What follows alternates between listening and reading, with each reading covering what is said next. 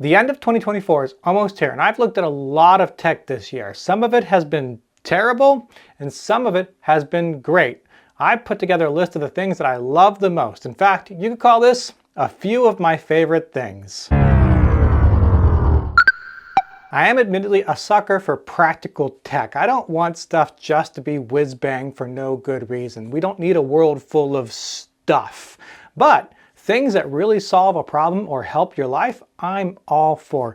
And that's where the meter comes in. This took me by surprise. I assumed a wireless meter thermometer wouldn't be that great, but this went beyond just giving you temperatures, which is good. This meter system actually gives you advice and full recipes, so it can help you figure out things like how to get beyond the stall, which is a real problem with smoking meats, or when to wrap or not to wrap. And the app will even tell you where to put this thermometer in any particular piece of meat, so you always know you're getting the right kind of measurement. I have smart grills with their own thermometers, but they don't give me that kind of feedback and advice. They don't give me recipes. This actually taught me to grill better, to smoke better, to be a better grill chef. And honestly, I really appreciate that. The meter also lasts pretty long and it works in a lot of conditions. This new model can even handle some open flame, although I wouldn't test that too heavily. Of all the products I tested this year, it's one of the most practical, and it's something I ended up using a whole lot more than I ever realized, even into the winter. You should definitely pick one up. And speaking of practical, the high shower head is another one that took me by surprise. I've never been a big fan of smart showers. The idea of running electricity to that place that pours water over your body just seems like a bad one. But this doesn't work that way. There's a miniature turbine in here that generates all the energy it needs using the very water you're using for your shower. Now that does limit some of its capabilities. It can't, for instance, let you set temperature through an app, but it does give you a light to let you know when the water's warm, which is sooner than you usually think. I have a tendency to reach in and feel the water, and that's usually after it's gone warm for a while. Or if I wait for steam, that's definitely after the water's been warm for a while. This lets you know as soon as possible, so you waste less water. And it keeps track of how much water you're using and how much energy you're using based on the temperature of the water you're running through it. Because even though you can't set temperature, it can keep track of the temperature of water. So overall, you get a pretty good product for not an expensive price that will help you save money in the long run. I like its 2 modes of spray as well. And most of all, I like how easy it is to install. I've installed a lot of shower heads over time, and this is by far the easiest install I've ever done. I was done in less than 10 minutes. It's really that easy. I'm really impressed with the high shower head. It took me by surprise just how good it is. And if you're thinking about upgrading your shower, this is a good option to pick. If you've been following the Anoraker channel for a while, then you know that right to repair is a concept that is near and dear to my heart. I personally believe we should be able to repair all of our stuff for as long as we want to keep it working as long as possible. We shouldn't have to buy a new gadget every year just because there's a latest and greatest model when something older could be made to work longer. That's why I fell in love with the Lenovo ThinkPad T14 Gen 5 laptop. It's a throwback. It's not the most beautiful laptop you will ever see. It actually looks like something from 10 years ago, which is admittedly a thing I called out in my review of it. But that dated design meant Lenovo was able to bring back repairability that we saw in laptops 10 years ago. The SSD isn't soldered, the RAM isn't soldered. It's possible to get the bottom off with just a few screws. You can even theoretically replace the display, although that one admittedly takes a bit more effort of running cables through areas. They brought back repairability in a way we just haven't seen in a long time, and I think Lenovo should be commended for those efforts. It could be more repairable, and if you want the most repairable laptop, then you should look towards Framework. But I can't fully recommend Framework laptops simply because I haven't spent enough time with one. I've reviewed and spent time with the Lenovo ThinkPad. I haven't done that for Framework. Framework on paper is easier to repair. You practically just need a screwdriver. But it is a newer company without the long history Lenovo has. So if you're looking for something from a company you know that has been around a long time and therefore will probably be around for a long time, check out Lenovo's offering. It's really impressive what they managed to do just by bringing back something old and making it new. And speaking of repairability, this adorable little pink phone is the HMD Skyline. And admittedly, it's not the most powerful phone you can ever buy. And for that reason, it's also not the most expensive phone you can ever buy. But it might be one of the longer lasting phones you can buy, at least in the hardware sense. HMD hasn't promised a ton of updates to this Android phone, unfortunately, so it's not perfect in the repairability realm, but thanks to an inclusion of an interesting little screw down here, you can easily lift off the back plate and get to the innards of this phone and do some simple repairs like battery replacements, which is one of the first things to fail on most smartphones. So if you could swap out the battery, you might get another year or two. They worked with iFixit to make this happen, and you can buy official parts for this phone to replace what breaks, including the screen. I really love what they've done here, in part because HMD went with the old Windows Lumia phone look, and I loved Windows phones. They're not perfect, sharp corners aren't always the best, but this nice feeling material, these wonderful cameras that aren't the best in the world, but take pretty good photos and a beautiful display all come together to make a really good, affordable Android phone, and even better, you can repair it. So if you don't want the latest and greatest, most powerful thing ever, and you're not locked into iPhone, maybe give this one a look. And I, of course, can't mention iFixit without bringing up their excellent soldering kit they released this year. Now, I'll be honest up front, it's not a cheap soldering kit. And if you have a perfectly good soldering iron right now that does the job and works and you're satisfied, there's no reason to upgrade to this. In fact, iFixit would tell you never throw out something perfectly good just to get the latest and greatest. That's against their whole mission ethos. But if you're looking at getting into soldering, or if you've been into it a long time and you want to upgrade your soldering kit to something more portable, this is a really good option. With the full kit, it comes with this big old battery that lets you take this thing anywhere. And this is a 100-watt soldering iron. So this gets up to temperature in seconds or less.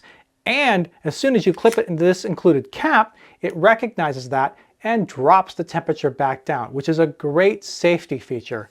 I put this in a showdown with other USB soldering irons, and what I discovered was I finished this Christmas tree project faster with the iFixit kit than I did the other soldering irons, just because it could cool down and heat back up so much more quickly than the competition, which kept me safer, but still let me get the job done quickly, or at least quicker. Overall, this is great, and my only complaints are the cost of the tips. Now, iFixit says that they didn't make these proprietary. Anyone could make this tip should they so desire, but the ones from iFixit are $20 a piece, and that's kind of expensive. So if the thought of spending a ton of money on a soldering iron doesn't appeal to you, check out my review where I did put this to the test against some other soldering irons. I found a couple of affordable options that are really worth looking at. Now, I admit, I went back and forth on whether or not to include this particular item on this list because, frankly, the Apple Vision Pro is really expensive and you probably shouldn't buy it. But I fell in love with it. This thing is amazing. I've had a lot of different VR headsets and used even more over the years, and this is the next level. That's not to say it's perfect, but the displays on here are such a high clarity that augmented reality takes on a new meaning when you're working on this thing. The hand gestures are so fantastic because of how well they track your hands inside and outside of apps. Movies and apps and games, frankly, look better on this system than they do on the Meta Quest, and the real world looks far better. MetaQuest has made some improvements and some recent updates that have taken away some of the waviness that bothers me, but this is still better.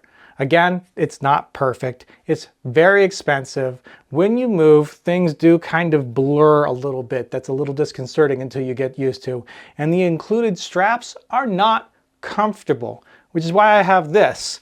Check out this upcoming review for this extra head strap. It vastly improves the comfort on the Vision Pro.